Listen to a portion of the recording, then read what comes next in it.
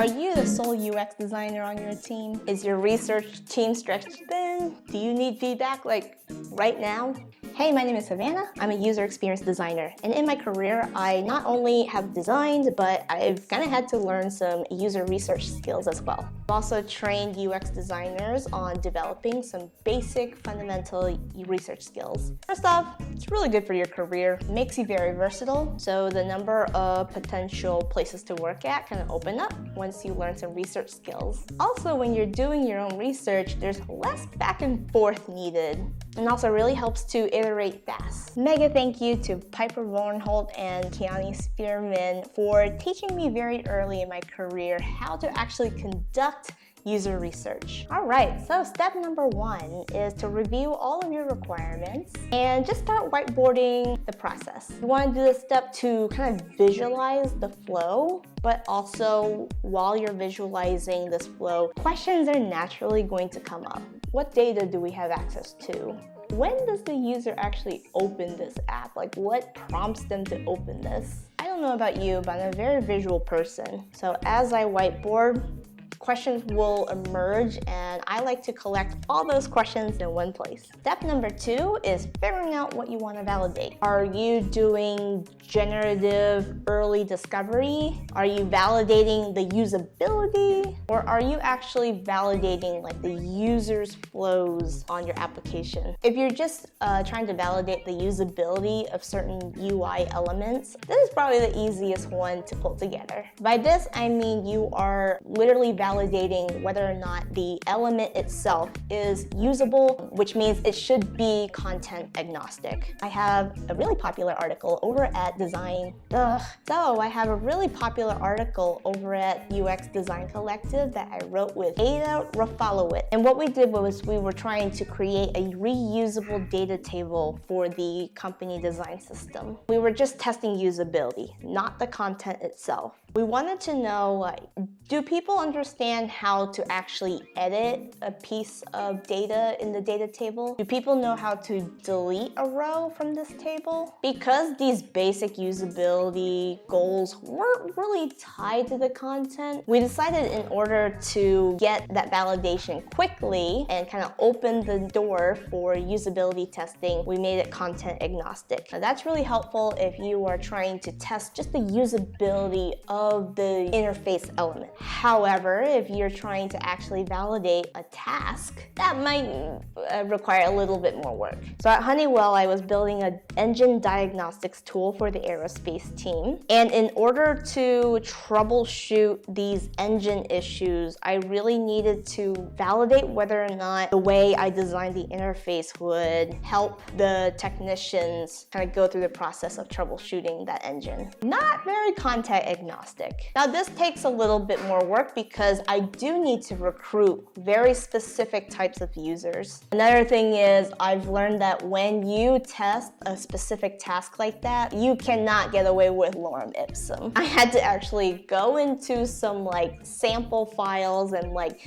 dig up all this like test data and populate like all these data points to make it as accurate as I possibly could. As a result, I was able to ask very specific scenarios of those users. For example, I could ask them, hey, it looks like the pilot reported some sort of electrical failure. How would you actually use this interface to find out what the problem is? And just let them go. Now, if you're just doing discovery, what you want to do is you're going to want to ask about the user's everyday processes. Shout out to Tim Ward for helping me understand this early in my career. If you can understand your user's process, oh man, you're going to become a subject matter expert. How do I do this? Well, I like to try to figure out what are the main events in the user's day-to-day, or what are the main event of the year. So for example, I was building an HR tool that helps administer benefits. One of the major points in the year is open enrollment. I asked what happens before open enrollment. So what do they have to do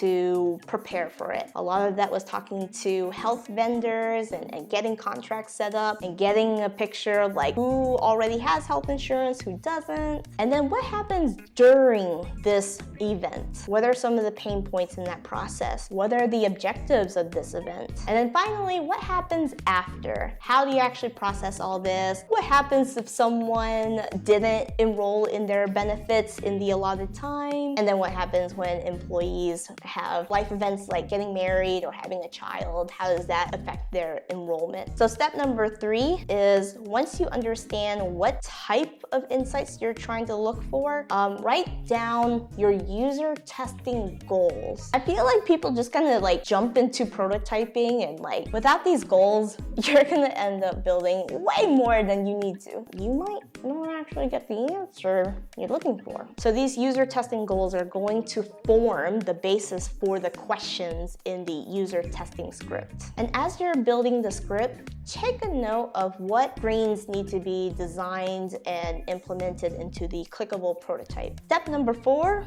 write the script.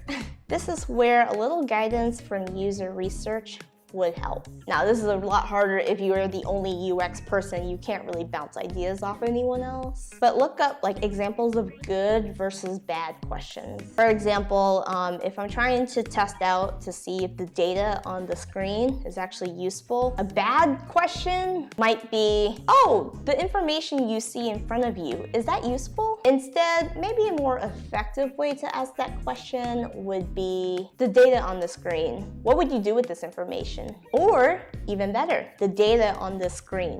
Do you have data like this in your flow right now? What tools do you use to collect this data? And keep in mind, people might not find the page you're trying to get them to find. So if they do fail to navigate to that page, have a contingency question in your script. You can say, let me point your attention to this element. Did you notice that was there? What do you think this would do? And again, if you're new to writing these scripts, try to consult a researcher if you can. If you're the only UXer in your organization, maybe this is a good opportunity to consult a researcher in your network. Step number 5, conduct the interview.